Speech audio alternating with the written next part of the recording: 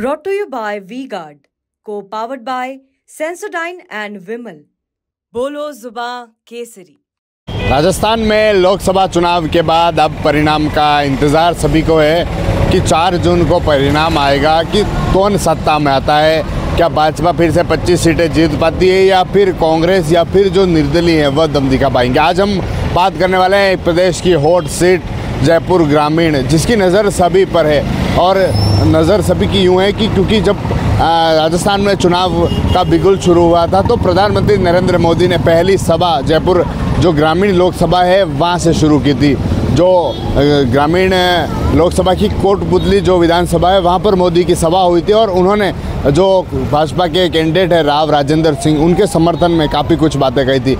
अगर जोधपुर ग्रामीण सीट की बात करें तो यहाँ पर भी भाजपा ने जो राव राजेंद्र सिंह है जो पहले राजस्थान विधानसभा के उपाध्यक्ष रहे हैं और जो कांग्रेस के अनिल चोपड़ा जो एक युवा हैं जो राजस्थान विश्वविद्यालय के अध्यक्ष रहे हैं, यूथ से जुड़े हुए हैं और उन्होंने जो पार्टी है कांग्रेस, उन्होंने अनिल चोपड़ा को मौका दिया। जिस तरह से जो चुनाव हुए, चुनाव में जो रेशो देखने को मिला, जो पिछले जो 19 में चुनाव हुए जिसमें 68% के करीब वोटिंग हुई, लेकिन इस बार 56% के करीब मतदान हुआ। लेकिन काफ़ी कम मतदान के बाद भी जो लोग हैं उनमें अभी भी चर्चा बनी हुई है कि क्या होगा। जो अनिल चोपड़ा हैं वह सचिन पायलट के काफ़ी करीबी माने जाते हैं। जब राजस्थान विश्वविद्यालय के छात्र संघ के अध्यक्ष थे उस समय सचिन पायलट से जुड़े हुए थे और सचिन पायलट के पैरवी पर ही जो अनिल चोपड़ा है उनको टिकट दिया गया। अनिल चोपड़ा भी दमखम से चुनाव में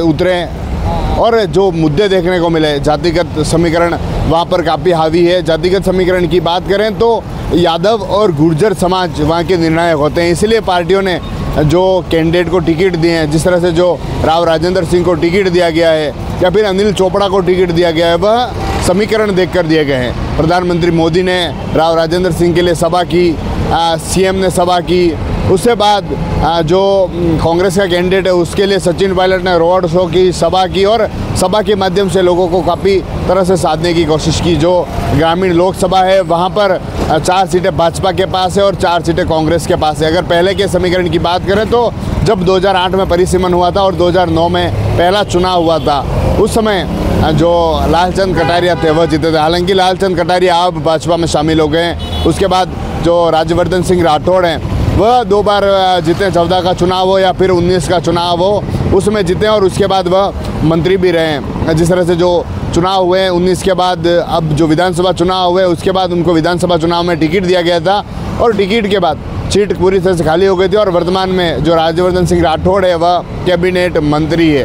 उसके बाद अब फिर से पार्टी ने एक चेहरे को मौका दिया है जो राव राजेंद्र सिंह है। राव राजेंद्र सिंह 2009 के जब चुनाव हुआ थे उस समय लालचंद कटारिया कांग्रेस से चुनाव जीते थे। उसी समय जो राव राजेंद्र सिंह थे वह चुनाव 2009 में लड़ चुके थे और पार्टी ने फिर से मौका दिया। तो एक कहीं न कहीं पार्टी के लिए भी एक अच्छा मैसेज है कि एक बड़ा नाम जो पहले चुनाव लड़ा हुआ है, जो विधायक रहा है और फिर से पार्टी ने उस पर दाव खेला है। दूसरी तरफ जो अनिल चोपड़ा हैं वह काफ़ी समय से जुटे हुए थे, सचिन पायलट के काफ़ी खास थे। सचिन पायलट ने पैरवी की तो उनको टिकट मिला कि लोगों का कहना है कि विधानसभा चुनाव की तैयारी नहीं कर, वह लोकसभा चुनाव की तैयारी कर रहे थे और लोकसभा चुनाव की तैयारी के चलते इसीलिए उनको पार्टी ने टिकट दिया। अब परिणाम का इंतज़ार है। 56% मतदान हुआ है, पहले चरण में मतदान हुआ है। बड़े दिग्गज जिसमें प्रधानमंत्री मोदी जिन्होंने सभा की, दूसरी तरफ सचिन पायलट ने रोड शो किया और लोगों को साधने की कोशिश की। एक तरफ सतीश पूनिया जो उसी लोकसभा से आते हैं, हालांकि विधानसभा में चुनाव